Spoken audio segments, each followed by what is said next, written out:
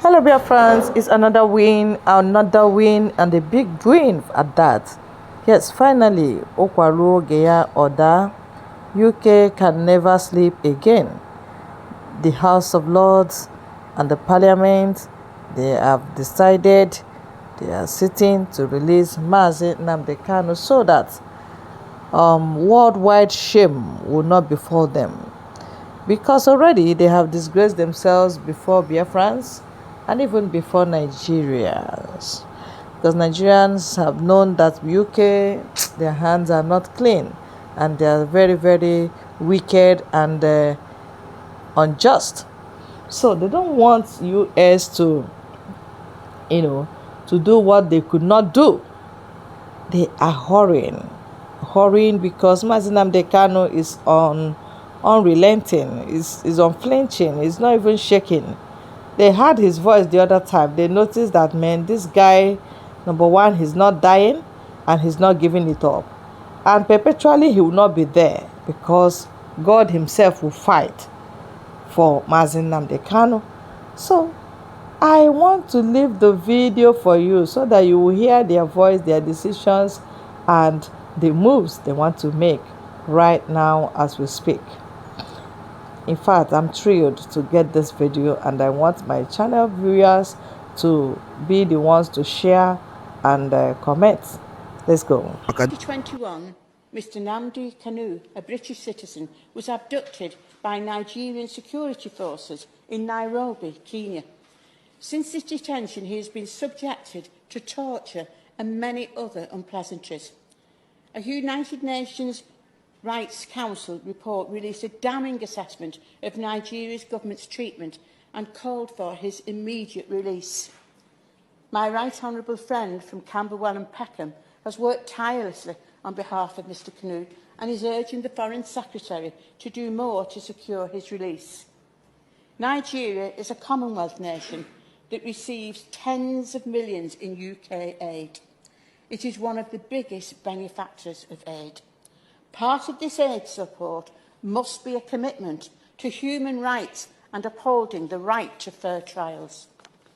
Mr Kanu must be given access to a fair and due process. A British citizen travelling on the British passport should not be kidnapped in a third country and dragged. This IPOB that people are talking about, please, can anybody tell me anywhere in the world where IPOB has been proscribed as a terrorist organization? How come it is only Buhari and his brothers in the north? Yes. Like a World Terrorist Index, they see Fulani herdsmen as a terrorist organization. Yes. They even see them as one of the top 10 terrorists, and they within the top 10. They are number 4, the whole world. So why you basing Nigeria no gree prescribe Fulani herdsmen as terrorist organization? That is what I'm telling you. They have already that is the armed one, so that is they have done that, but it's on paper. In reality, they are still doing what they are still nobody. No, the bandits then nine them them prescribe. They never prescribe the Fulani herdsmen, armed ones. The killer, he said anybody that's carrying gun. That's how they put it. And since these people are carrying gun, they refuse to name them. In fact, this Fulani, they refuse to mention their name. They only say those carrying gun. So how do you prescribe people without naming them? Is that even prescription? That is because they don't want to mention Fulani. That was under Buhari, yes. This prescription came under Buhari and he didn't want to mention his kinsmen as a terrorist group. So when you add all these things together, you will now see that there is injustice against Nnamdi Kanu. It's as simple as that. Deliberately, not that it was a mistake or something. And why it has become a state policy is what I don't know. From Nnamdi Kanu now, it has spread to every Igbo man.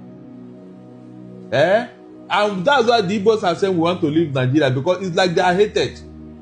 Yes, now it's like the Igbos are hated. You remember what Buhari said that made them to put down this thing on Twitter, when it was Twitter. Say you go talk to them in a language. And then there's like we are in a dot in a circle and all that. So how can you hate the people so much as a leader? But why do you think they hate Igbos anyway? In fact, up to today, I have been thinking, Precious, I have not seen one single reason, except that what the Igbos don't like injustice. Nothing else. They don't like. But Barrister Darlington, inside the Igbo land, injustice no day. That's the question. Hold on. Because the leaders of Igbo land also they do injustice to their fellow Igbo people. The way they develop their region, that will not be injustice. Listen very well. Sir. Don't conclude. Sorry, sir. Now, the problem the Igbos have with every other part of the is because of this injustice, and then two, we don't like hero worship. If you want an Igbo man to come and lick your boot, it will never happen. We don't do it. I think that is one of the reasons why they hated them. The Igbo man depends on what he can do with his hand and with his brain. Oton, these are the things that are making them to hate him. Nothing else. An Igbo man don't have time for hero worship or somebody who will come and be what's it called? Teleguiding him, telling him what to do and what not to do. Count the Igbo man out. So these are part of the reasons. Apart from that, I didn't say any other thing. They are the most diligent, the most peaceful ethnic group in Nigeria. So is that not something to hold on to? Since the creation of this country called Nigeria, is there any time you heard that the Igbos were rioting, killing people, burning houses and all that of their own? Or how many other tribes they drum? It's very common here. And I remember when the OPC was holding sway with Gani Adams, during June 12th. Or was it not Igbo proper that they used to settle their score whenever they are fighting with the Northerners? Because Babangida are not June 12th. The North, rioting is like a everyday occurrence now. And who do they use to settle the matter? Is it not Igbos? So, left or right, the Igbo man has been suffering in Nigeria for something he did not even know. That is the truth. They hate their guts. They hate their diligence. They hate their industry. Pressure, that is the only problem the Igbo man have committed in Nigeria. Their industry. Their managerial skill. Their capacity to turn what do you call it? Stone into bread. These are the things that they made them to hate the Igbo man. Because they be wondering, after the war, how come these people are now holding the economy of this country? So, Barrister Darlington, do you agree with Kanu'S brother when they talk, say, criminal elements, they take advantage of Nnamdi Kanu continuous detention, so they cause this kata where they do organ harvesting. In fact, he say most of the people where they don't even catch for inside the south, say most of them they even speak Igbo language. Of course. So, he believes say most of them no be Igbos. No, but there's someone they don't catch the way Igbo, like the person who kill the lawmaker for Anambra State, be like Igbo language they speak. Wait, be say, so now, how you go use marry those two? Now listen very well. Okay, you see, whenever there is a problem, there's something we call collateral damage. Yes, in the course of pursuing these people, there are some renegades who will take advantage of what is going on to cash in on it and make some money. Like when these terrorists were brought into Igbo land, some other Igbo young men who felt that these people are making money, so let me now join them. Something like that. You know, they say example is better than precepts. So it is these few people that have now taken advantage of what they brought to us, that they now say they are the people doing all this thing. I'm not saying that yes, there are no bad guys in Igbo land. There are. But there are very few. And they were not bad until these people came into Igbo land. Yes. Now person make them bad. Exactly. How? They took advantage of kidnapping is not in our culture now. It wasn't. Is there anybody where did their culture? Of course. You know the people who were doing it. The people from Niger Delta, they started the kidnapping the white men because of degradation. So you mean say kidnapping the blood of Niger Delta people? I said they started it in Nigeria. Everybody knows. In fact, militancy started there. That was why they gave them an amnesty. Militancy started in Niger Delta. And you and I know the reason. So then if they ask you the occupation of Niger Delta people, go say na militancy. I said most of their boys, what are they doing? And kidnapping. What are they cannot farm, they cannot fish. Their land has been messed up. So what do you think they will do next? So farming and fishing not be part of your occupation anymore. I said now militancy and kidnapping. Because those things have been taken out of them. They resorted to kidnapping Oyibos and other prominent Niger Delta before for spoiling their land. So people when they Shagamu forest now where they kidnap Niger Delta people.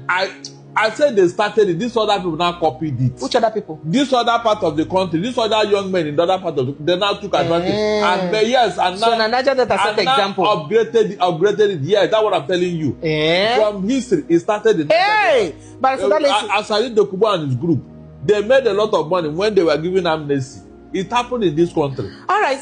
So what I'm not saying is that it started somewhere. These other people now copied it because they saw the money they were making out of it. So that means the Igbo boys where they kidnap now, where they do organ harvesting. They learn them from they learn that. Yeah, so to do Ogwego, money medicine, jazz, and to get quick reach. Now Igbo man, Niger Delta people, Igbo people learn them from. We are talking of kidnapping. We are doing Ogwego and what they are talking of kidnapping and militancy. So when they do organ harvesting, not be kidnapped, they kidnap people. They do organ harvesting. Militancy. We want to. Barrister Darlington, when they kidnap people, organ harvesting, not be kidnap the first kidnap person before they even do organ harvesting. If they do money medicine to use person do money, ritual killing, not be kidnapped, they kidnap people they use do ritual killing. Hold on. So how did the kidnap start that they will use it and do money ritual killing? Well. Look, let us not miss of please. Okay, sir. Kidnapping and militancy started in Niger Delta. And I'm giving you the reason. But I'm telling you that they the not people copied it. So this thing they started in Niger Delta. When they gave them amnesty and the thing stopped, these other people now felt that